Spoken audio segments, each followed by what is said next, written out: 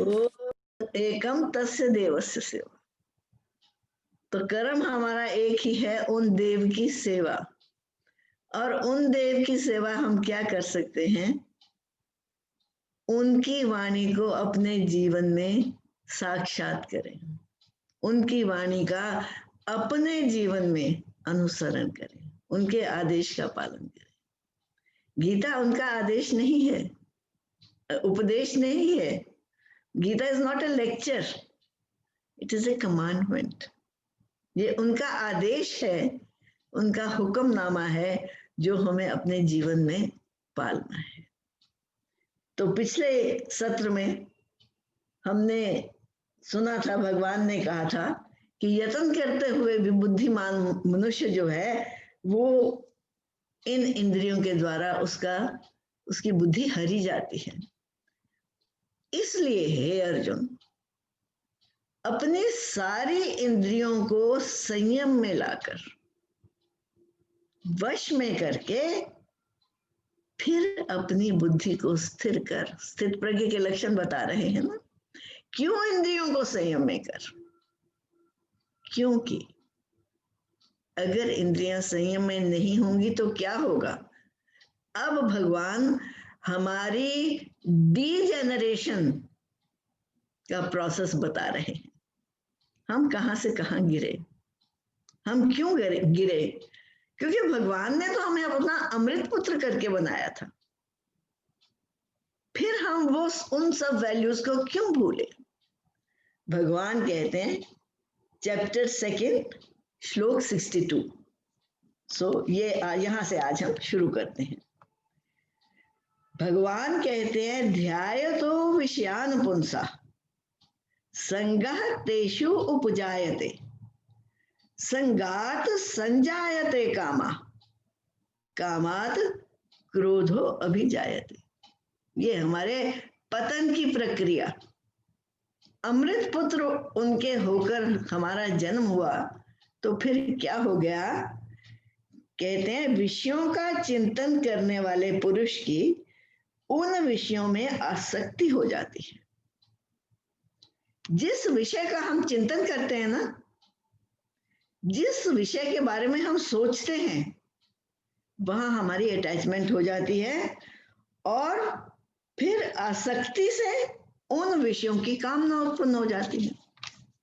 फिर जब तक ये विषय मुझे नहीं मिलता, मुझे शांति नहीं है।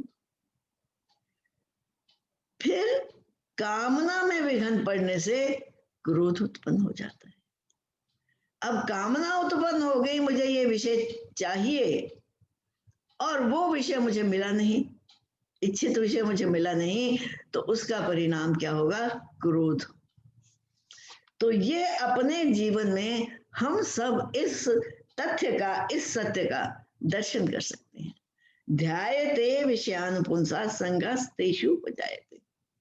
जिस विषय का हम ध्यान करते हैं ना, जिस वस्तु के बारे में, जिस व्यक्ति के बारे में, जिस उपभोग के बारे में हमारे मन में थॉट प्रोसेस चल रहा है, हमारे मन की प्रक्रिया चल रही है, हमारा मन जहां पर आसक्त हो रहा है, अटैच हो रहा है, जिसका ध्यान कर रहा है, जिसका ध्यान करेंगे वहां अटैच होंगे। विषयों का ध्यान करेंगे तो विषयों में अटैच होंगे।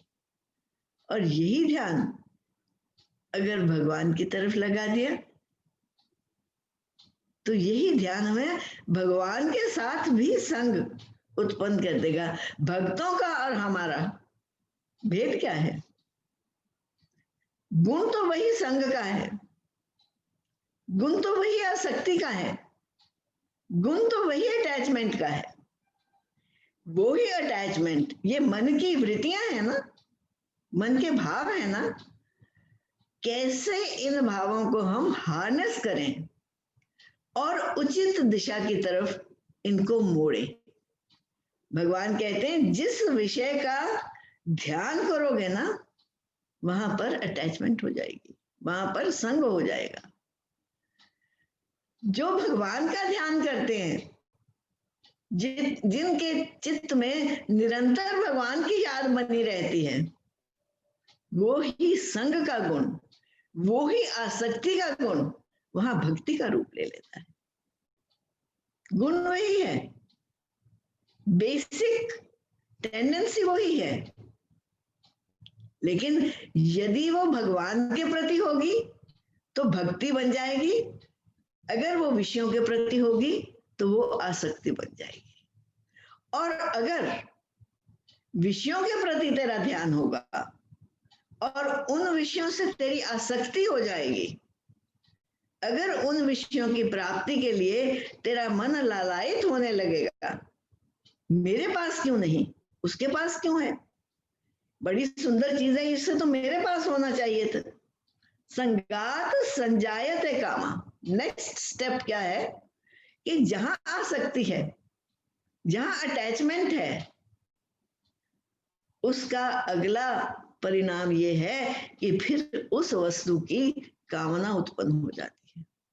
मेरे पास भी होना चाहिए, मुझे ये चाहिए।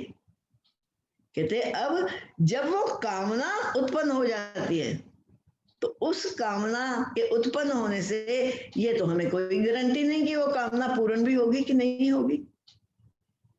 अगर भाग्यवश कामना पूरी हो गई तो उसकी पूरी होने की खुशी मिलने से पहले पहले एक नई कामना का भी जन्म हो जाएगा जो दुख का कारण बन जाएगा।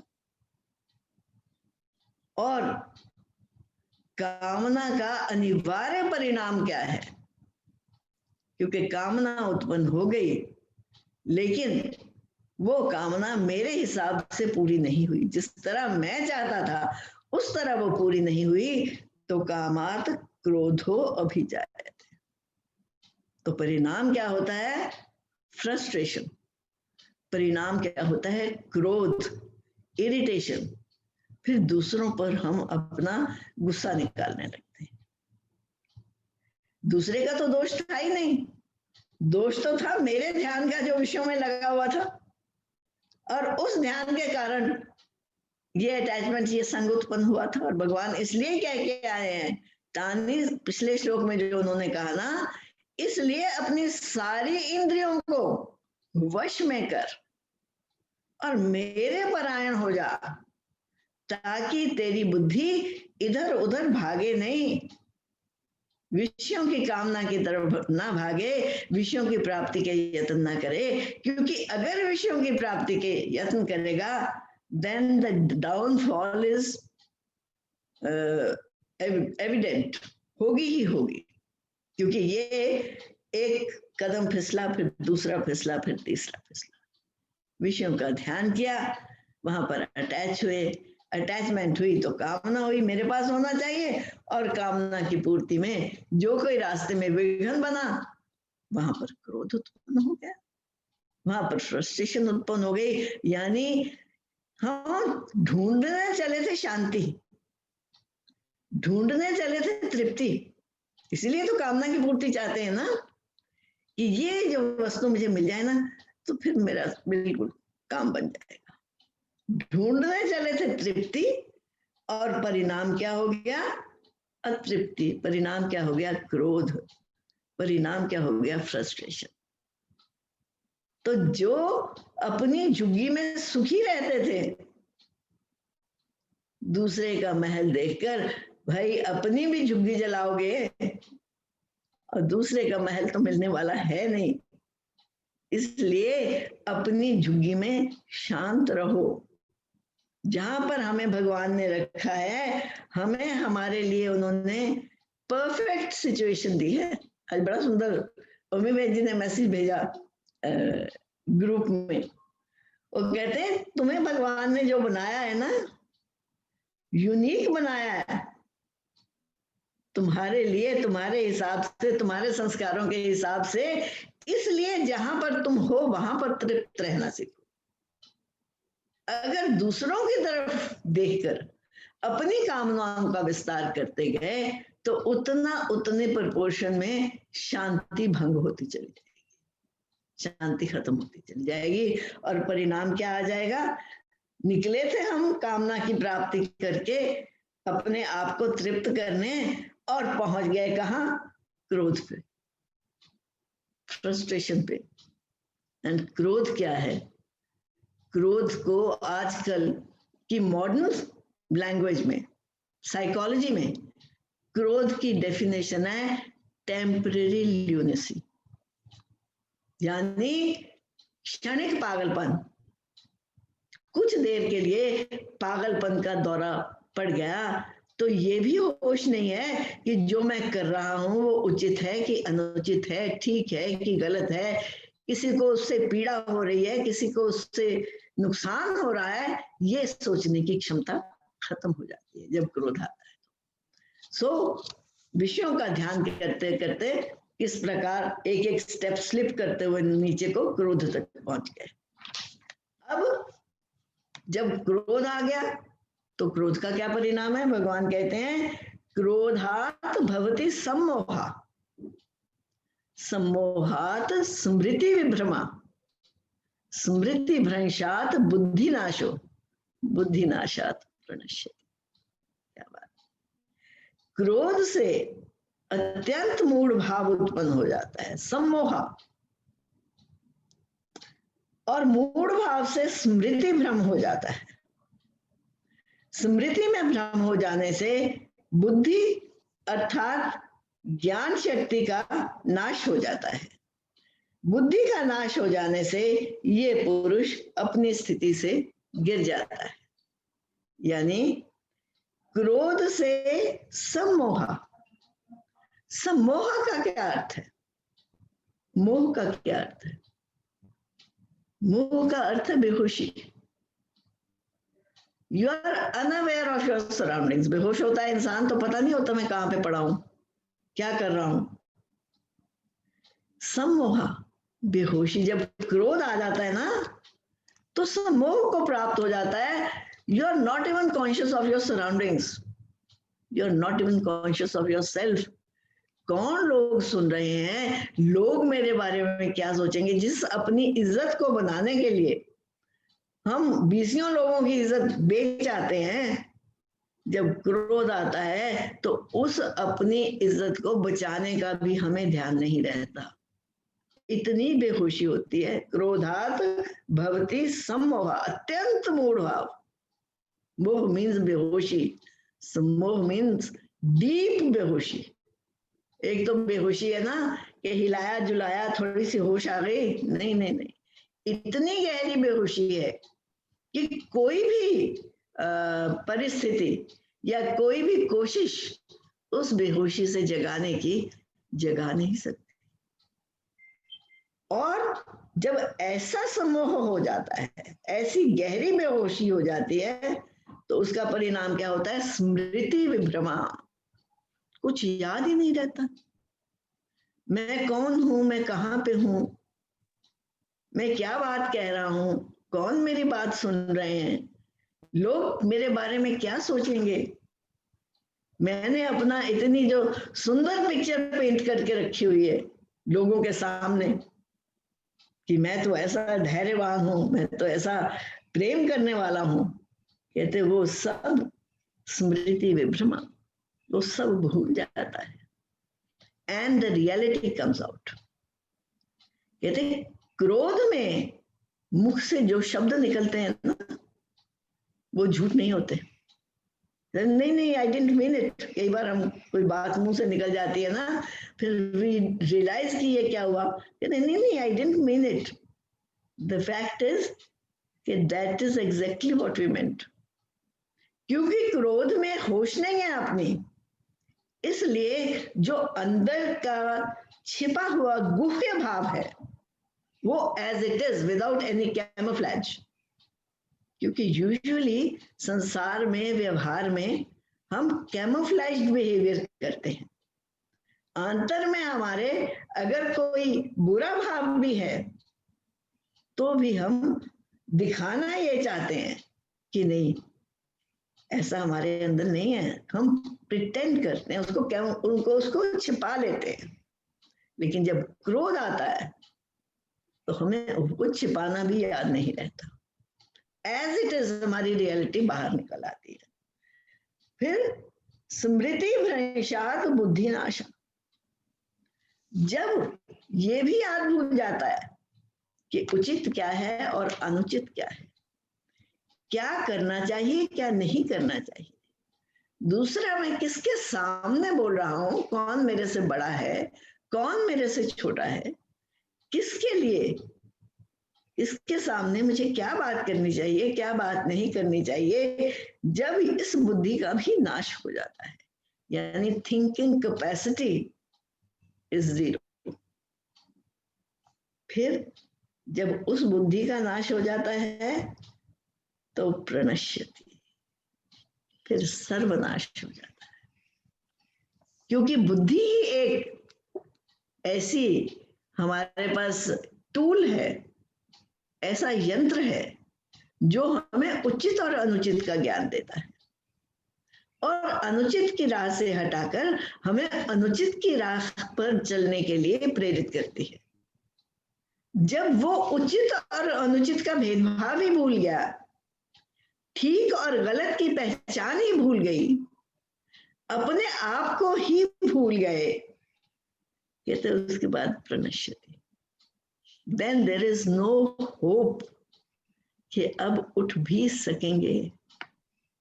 क्योंकि उठ सकना केवल बुद्धि के आश्रय हो सकता है। बुद्धि ही वो गाइड है, बुद्धि ही रास्ता दिखाने वाली वो प्रकाश स्तंभ है जो हमें बताती है भाई इस दिशा में जाना है, इस दिशा में नहीं जाना।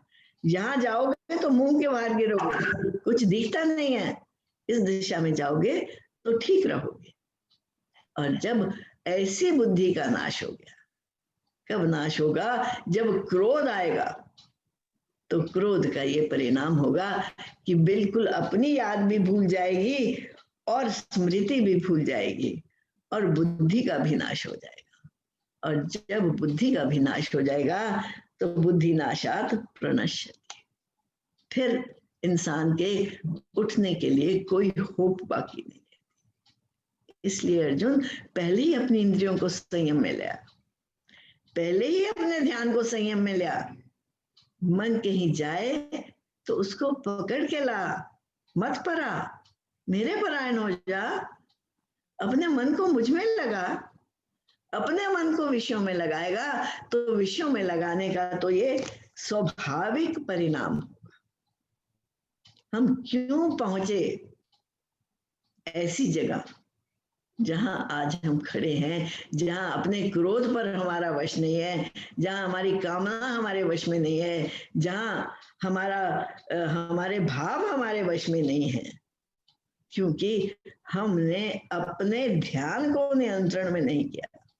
ध्याये तो विषयान पुंसः, यदि हमारा ध्यान गलत विषय की तरफ होगा, गलत विषय क्या है, जो विषय आंखों को देखा अच्छा लगा और मन उन आंखों के पीछे चल दिया उस दृश्य को लेने के लिए, तो क्या परिणाम होगा, प्रणश्यति, अल्टीमेटली अपना ही विनाश वो कर देगा।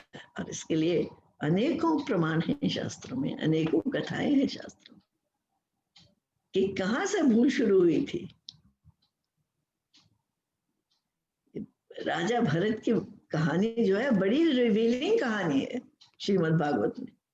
राजा थे, इतने बड़े राजा थे और राजपाट अपने पुत्रों को देकर जंगलों में तपस्या करने गए थे और हर वक्त ध्यान में मग्न रहते थे।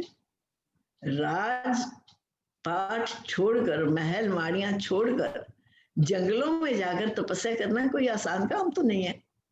बुद्धि ने गाइड किया था वहां जाने के लिए और गए थे, उन्होंने माना था। लेकिन हुआ क्या कि एक हिरण का बच्चा सामने आ गया और उसमें मोह हो गया। उसका ध्यान करते करते, उसका ध्यान, वो जो ध्यान हर वक्त भगवान में लगा रहता था, अब उस हिरण के बच्चे की अटखेलियों को एंजॉय करने में लग गया। अब देखते थे, एंजॉय करते थे, क्योंकि एंजॉय करते थे तो आंखें भी बंद करते थे, तो भगवान नजर आने की जगह वो हिरण का बच्चा ही नजर आता था। ध्यान में हिरण का बच्चा बैठ गया। अब ध्यान में हिरण का बच्चा बैठ गया, जब प्राण निकलने लगे तो उसी हिरण के बच्चे की याद आ रही थी कि मेरे बिना इस बेचारे को देखेगा कौन। और परिणाम क्या हुआ, मनुष्य योनि, और मनुष्य योनि के भी इतने श्रेष्ठ साधना के पथ पर चलते हुए गिरे कहाँ, हिरण की योनि में। अगला जन्म हिरण का मिला। इसलिए काबू अपने ध्यान को करना है, सावधान अपने ध्यान के बारे में होना है। मेरा ध्यान कहाँ जा रहा है। जो अभी भजन गाया ना ज्योत्सना जी ने, मन रे तू काहे न धीर करे, वो निर्मोही मोह न जाने, जिनका तू मोह करे। हम उन विषयों का ध्यान करते हैं, हम उन लोगों का ध्यान करते हैं, हम समझते हैं ये हमारे हैं, लेकिन परिणाम क्या है, कोई ना संग मरे। तो मैं क्यों अपने आप को गिराऊं भाई। अमृत पुत्र के रूप में मेरा जन्म हुआ था। वेदों में कहा है कि मनुष्य को मैंने अपना अमृत पुत्र बनाकर भेजा है। और पुत्र वो होता है जिसमें पिता के सारे गुण पोटेंट होते हैं, लेटेंट रूप में पिता के सारे गुण पुत्र के भीतर भरे होते हैं, जो समय आने पर निखरते हैं।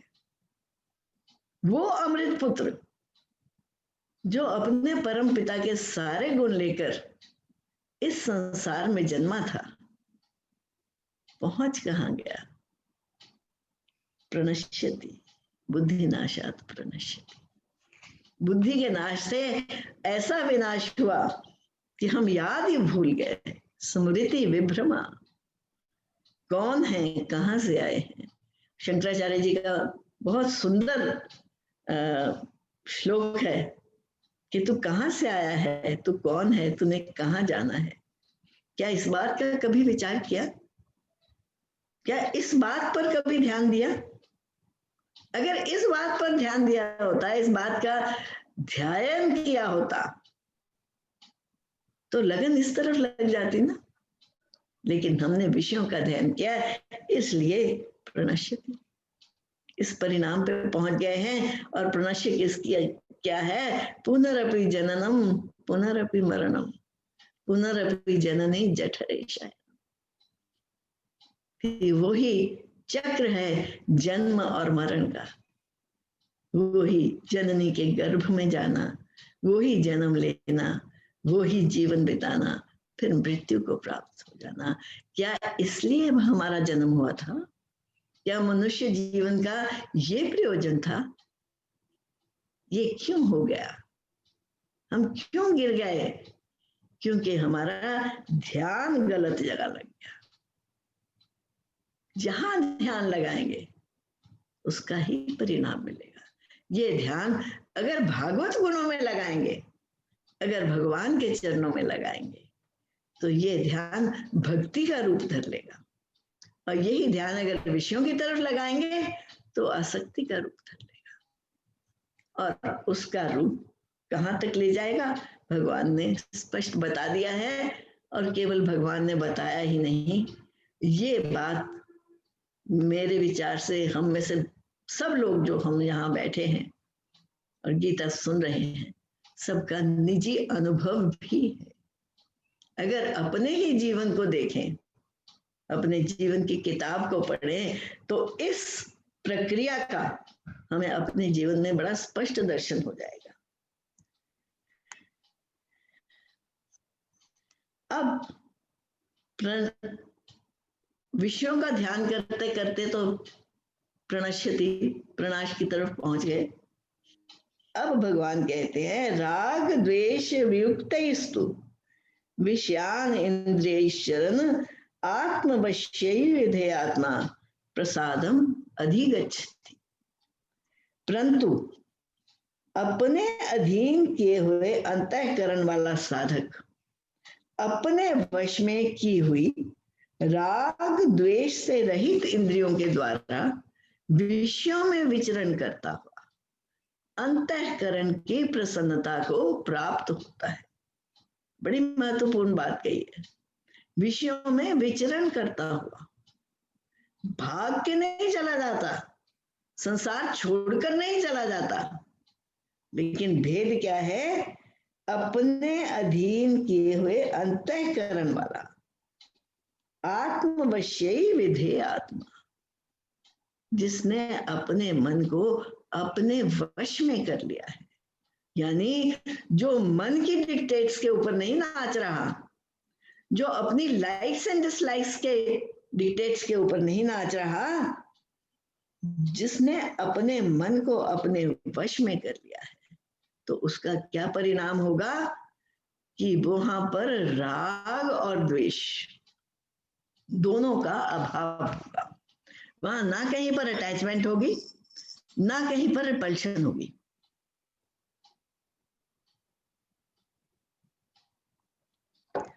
रहता संसार में है। विषयान इंद्रियश्चर, इंद्रियां तो विषयों के साथ संपर्क इंद्रियों का तो है। आंखें तो देखेंगी, कान तो सुनेंगे, इसी नासिका तो सूंघेगी, जिह्वा तो स्वाद चखेगी, लेकिन क्योंकि उसका मन उसके वश में हुआ है, तो केवल उसकी इंद्रियां ही विषयों में आचरण करती हैं। इंटरैक्शन विषयों के साथ केवल इंद्रियों का है, मन का इंटरैक्शन नहीं है। His mind is not influenced.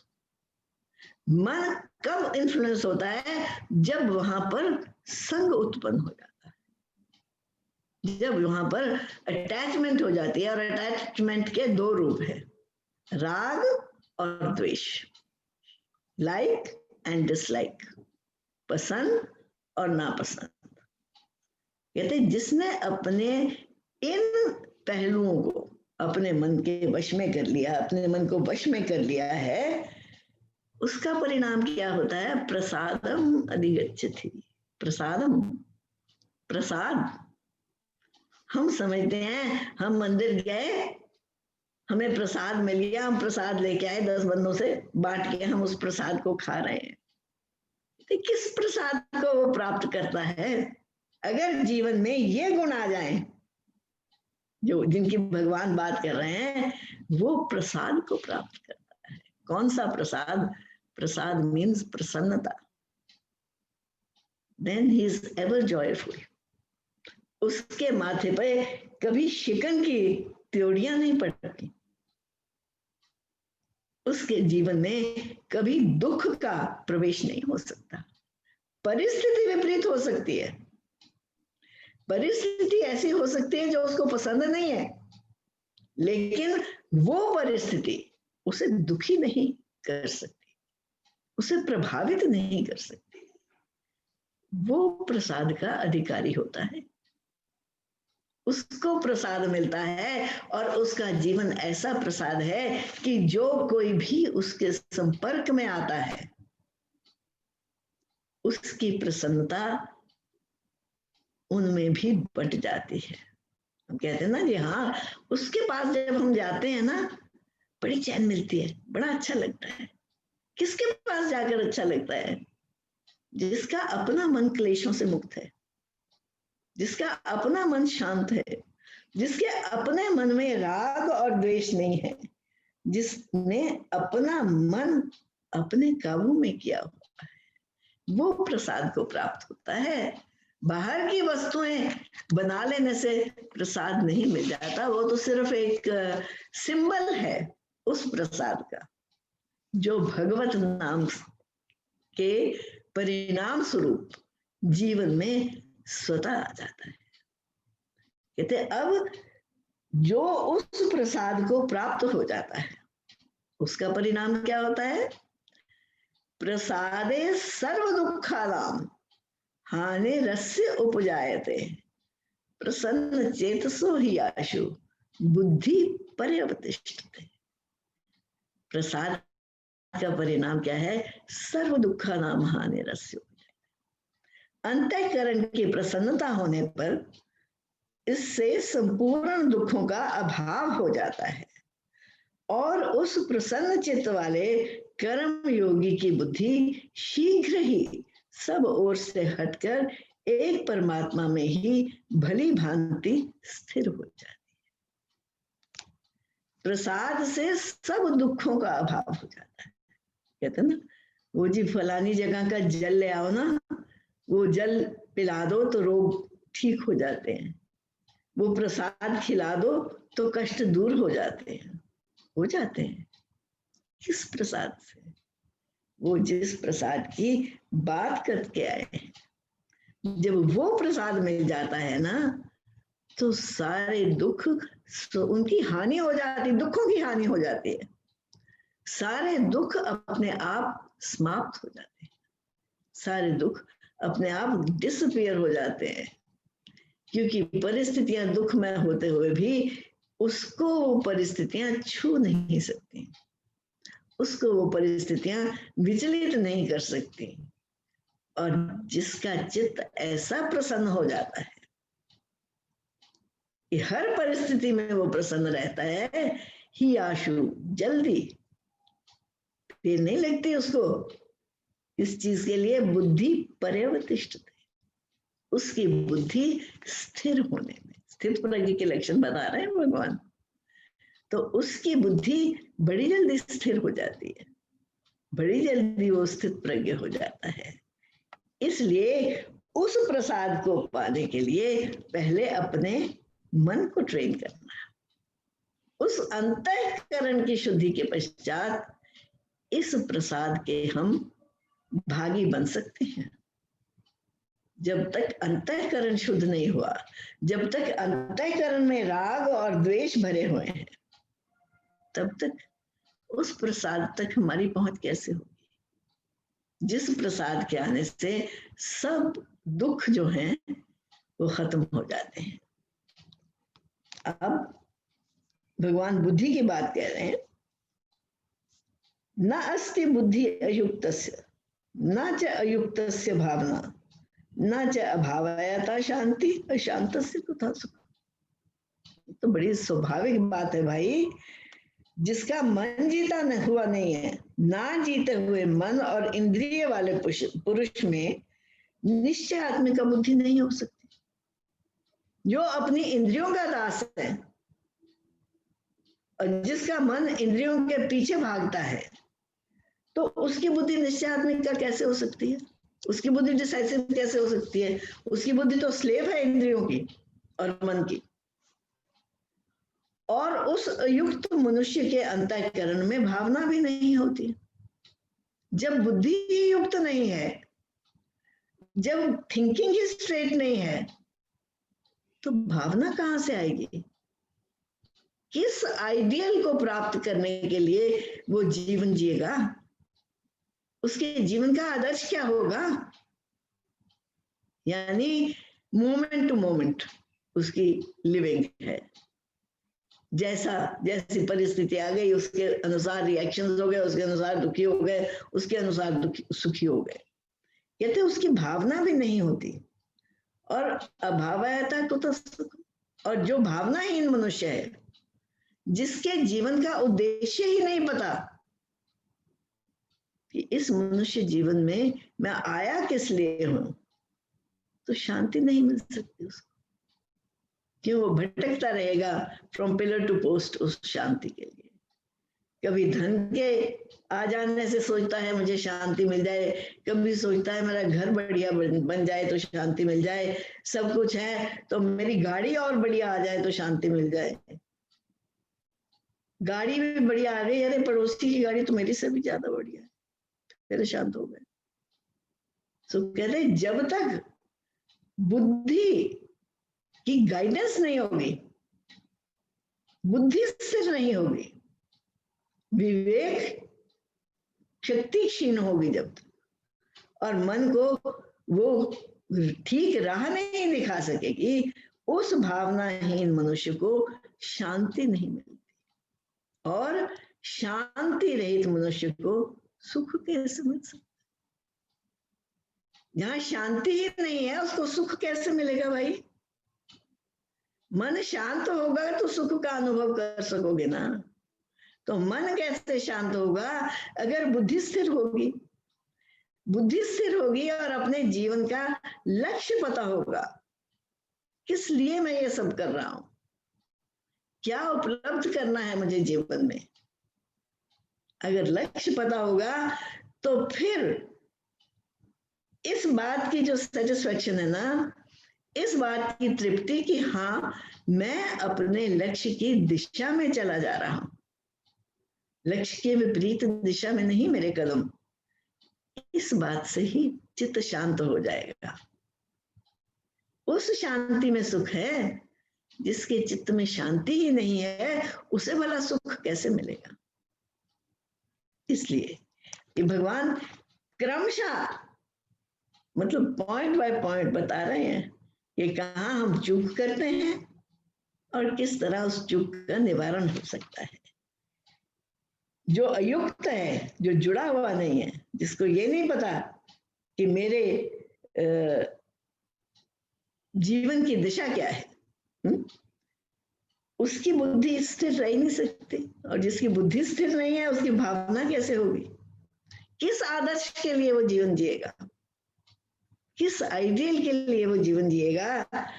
और जिसके जीवन में आदर्श नहीं है उसको शांति नहीं मिल सकती, और जो शांत नहीं है उसको सुख नहीं मिल सकता भाई।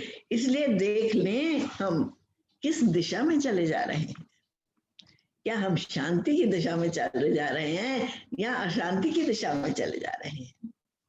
आगे भगवान बता रहे हैं, कहते हैं इंद्रिया नाम ही चरताम यन मनो अनुविधीयते तदस्य हरति प्रज्ञाम वायुर्नाव इव अंभसी।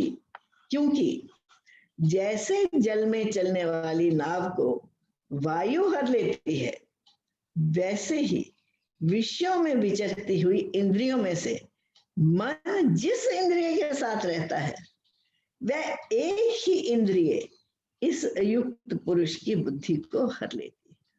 बहुत महत्वपूर्ण बात यही है। जिस एक इंद्रिय के साथ मन रहता है, जहां पर मन की अटैचमेंट है, वो एक इंद्रिय इज इनफ कि तेरी बुद्धि को हर कर ले जाएगी। कैसे हर कर ले जाएगी? जैसे जल में पड़ी हुई नाव को वायु का वेग जबरदस्ती अपनी दिशा में बहा कर ले जाता है।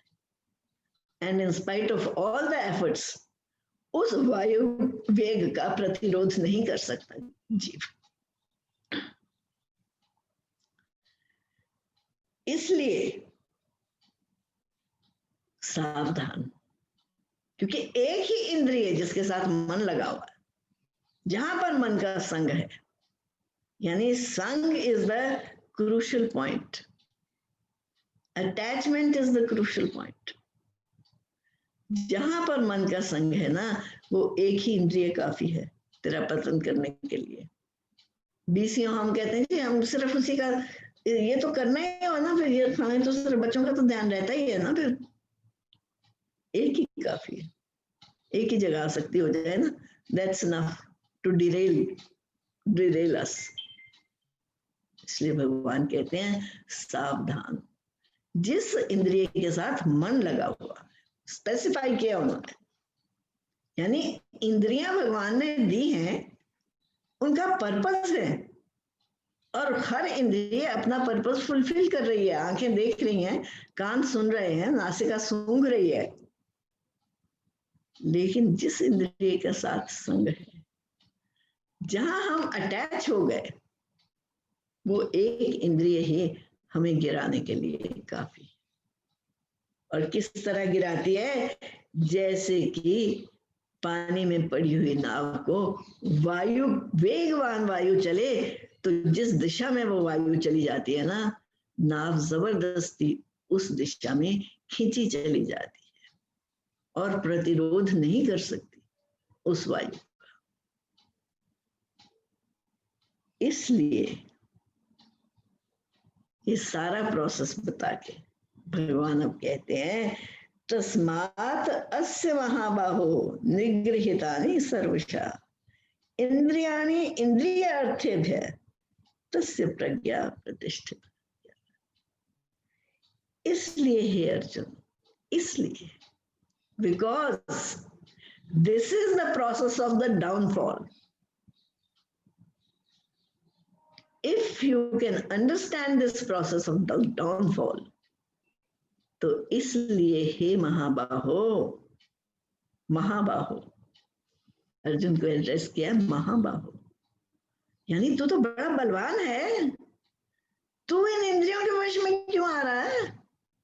Why are you allowing these इंद्रियास to upset you? और तेरे सुख में ये खलल डाल दें. इसलिए हे महाबाहो, जिस पुरुष की इंद्रियों के विषयों से सब प्रकार निग्रह की हुई, इंद्रियों के विषयों से सब प्रकार निग्रह करी हुई, यानी विदाउट एक्सेप्शन, जिसने अपनी इंद्रियों को विषयों से विड्रॉ कर लिया है, जो विषयों में इंडल्ज नहीं कर रहा, उसकी बुद्धि स्थिर है. क्योंकि अगर एक विषय में भी इंडल्ज करेगा, अगर एक विषय का भी ध्यान करेगा, that's enough for your downfall.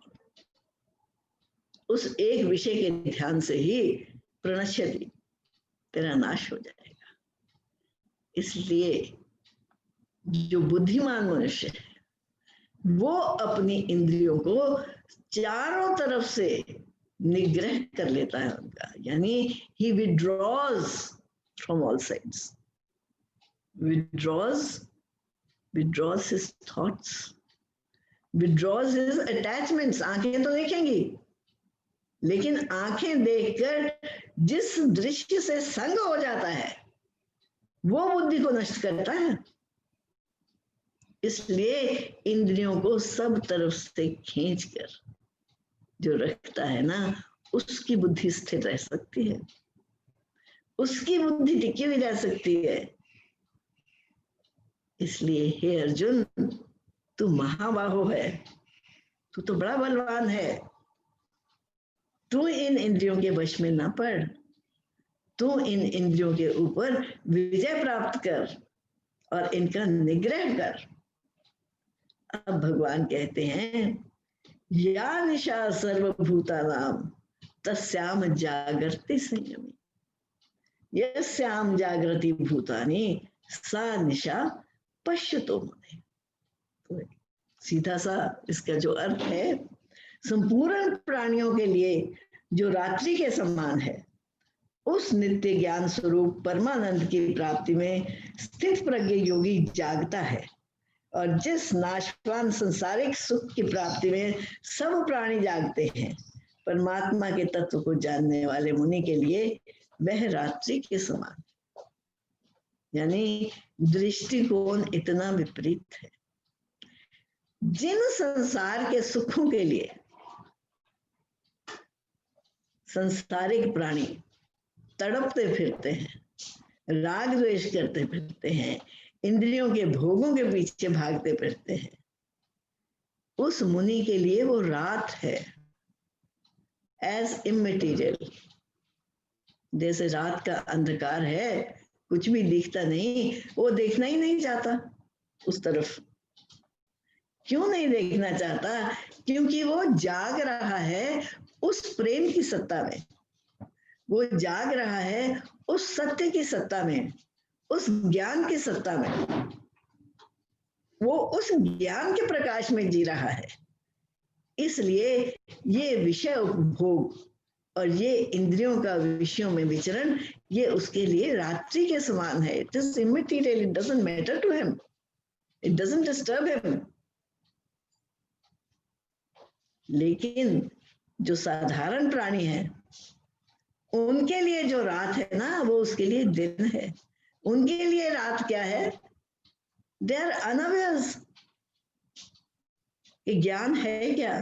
They are unawares कि हम आए किस सोर्स से हैं, कौन हमारा स्रोत है और कहाँ हमें वापस जाना है.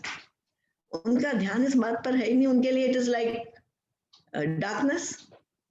उनके लिए जो विषय रात है, उस संयमी योगी के लिए वो दिन है, उसमें वो जागता है, उस विषय के बारे में वो खोज करता है। और ये सही है कि रात रात भर जागकर वो योग का अभ्यास करता है, क्योंकि उसको प्रकाश की किरण उस योग में दिखती है। योग मीन्स यूनिसन, योग मीन्स मिलन, एक रूप होना। किससे एक रूप होना? जो मेरा स्वरूप है, जहां से मैं आया हूं, जो मेरा पिता है, जिस पिता का मैं अमृत पुत्र हूं, वो उसकी खोज में चला हुआ है। इसलिए संसार की कोई वस्तु से प्रभावित ही नहीं करती। और जो संसार के पीछे भाग रहे हैं, दे आर टोटली अनअवेयर कि कुछ हमारा सोर्स भी है, कुछ हमारे जीवन का उद्देश्य भी है, कुछ हमें प्राप्त भी करना है, इसी दिशा में भी जाना है। उनके लिए वो एक गहरी अंधकार में रात्रि है। संपूर्ण प्राणियों के लिए जो रात्रि के समान है, उस नित्य ज्ञान स्वरूप परमानंद की प्राप्ति में स्थित प्रज्ञ योगी जागता है। और जिस नाशवान संसारिक सुख की प्राप्ति में सब प्राणी जागते हैं, परमात्मा के तत्व को जानने वाले मुनि के लिए वह रात्रि के समान, यानी उसको किसी बात का फर्क ही नहीं पड़ता कि क्या विषय मिला, क्या मान मिला, क्या अपमान मिला। जिस मान अपमान के लिए साधारण प्राणी अपना जीवन दे देते हैं, उसके लिए वो रात्रि के समान, उसके लिए they don't even matter to him। और उसकी क्या अवस्था है उस ज्ञानी महापुरुष की? भगवान बता रहे हैं, अपूर्यमानम अचलम प्रतिष्ठम समुद्रम आपा प्रविशन्ति यद्वत् तद्वत् कामा यम प्रविशन्ति सर्वे स शांति मापनोति ना काम कामी। सीधी भगवान ने स्पष्ट भाषा में कह दिया किसको शांति मिलती है।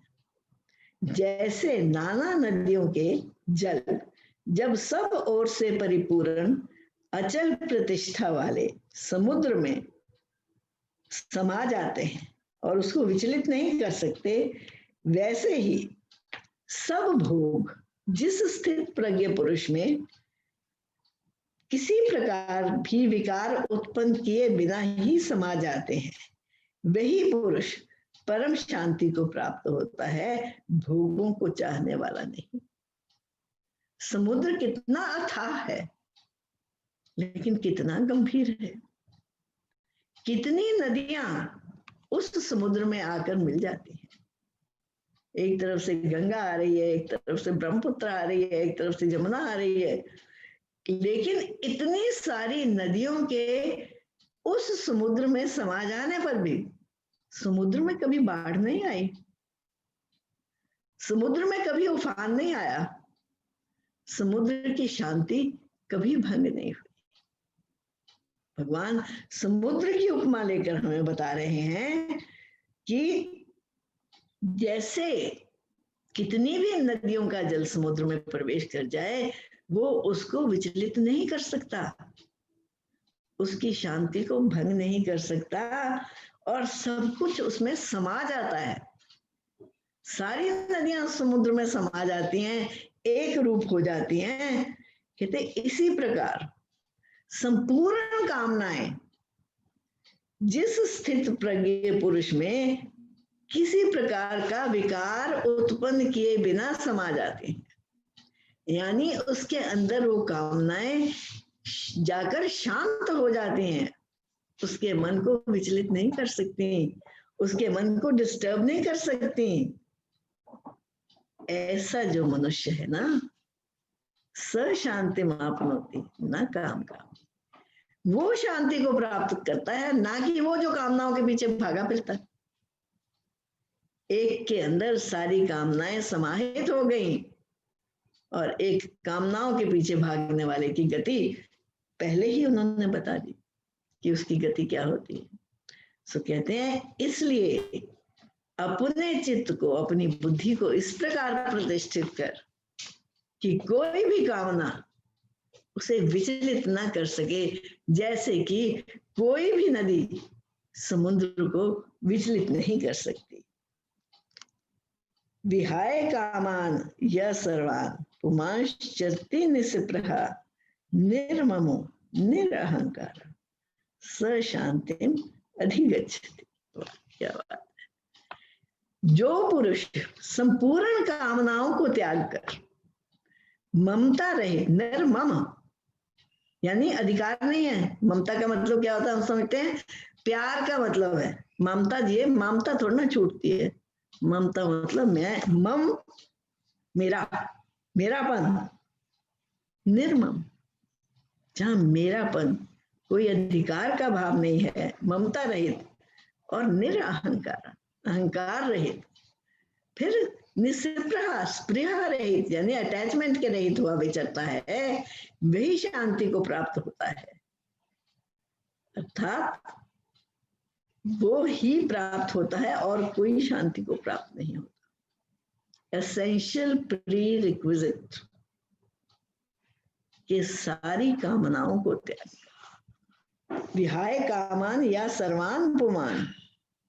जो पुरुष सारी कामनाओं को त्याग कर स्पृहा से रहित, अटैचमेंट से रहित हो जाता है, यानी कोई भी अटैचमेंट उसकी बुद्धि को विचलित नहीं कर सकती, उसकी थिंकिंग को विचलित नहीं कर सकती। और निर्मम क्या विचलित करता है हमारी बुद्धि को? ममता। जहां अपना अधिकार है, उसको मेरे लिए ये करना चाहिए, उसका ये कर्तव्य बनता है, ये मेरा है, ये मेरा ही दुख का कारण है। इसलिए निर्मम जो सबको भगवान का जान लेता है और वहां पर कोई अहंकार नहीं रखता, वो शांति को प्राप्त होता है। उसकी शांति को कोई भी भंग नहीं कर सकता। इसलिए इस कामना का त्याग करना अनिवार्य है। कामना के त्याग के बिना शांति प्राप्त नहीं होती।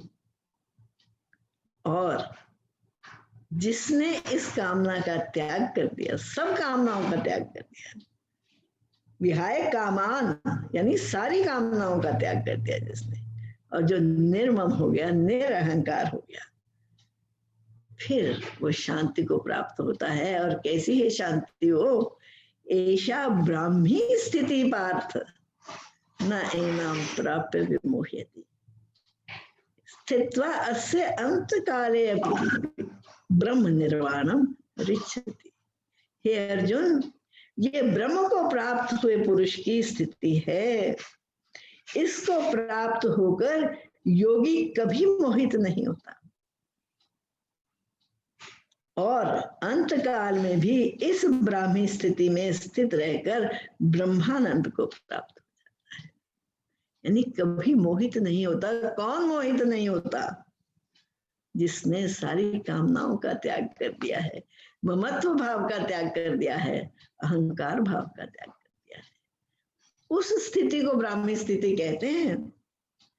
टेम्पररी कैमोफ्लेजेस करने के यत्न जो है ना हमारे, कि हम बढ़िया बढ़िया बनकर दिखाएं, हम ऐसा दिखाएं, हमारी कोई कामना नहीं है, वो ब्राह्मी स्थिति नहीं है। जिसके अंदर इन कामनाओं का पूर्णतया अभाव हो गया है, और उसका प्रमाण क्या है? ना एनम प्राप्य विमोह्यति, then there is no coming back from that. फिर वापसी नहीं होती, फिर वो कामना के वश में दोबारा नहीं पड़ सकता। और अंत काल में यानी शरीर का अंत होने तक भी उसकी वही स्थिति बनी रहती है। और उस स्थिति को क्या कहते हैं? ब्रह्म निर्वाणम रिच्छति। ब्रह्म निर्वाण की स्थिति को प्राप्त होता है। कौन प्राप्त होता है? उसके लिए जो यत्न करने हैं, उसके लिए जो रास्ता है, वो भगवान ने सारा बहुत विस्तार से हमें स्थित प्रज्ञ के लक्षणों में बता दिया है। तो बड़ी करुणा है भगवान की, हमारे पतन का भी पूरा रास्ता बता दिया उन्होंने। कहाँ हमारी पिटफॉल्स क्या है, कहाँ हम गिरते हैं और कैसे हम उठ सकते हैं उन गिरावट के जो गड्ढे हैं उनमें से कैसे पार हो सकते हैं, उसका भी उन्होंने पूर्ण रास्ता बता दिया। तो ओम तत्सत इति श्रीमद् भगवद गीतासु उपनिषत्सु ब्रह्म विद्यायाम योग शास्त्रे श्री कृष्ण अर्जुन संवादे सांख्य योगो नाम द्वितीय अध्याय। आज द्वितीय अध्याय हमारा संपूर्ण होता है। बहुत सुंदर विष्णु जी, आज समझ आए स्थित प्रज्ञ के लक्षण।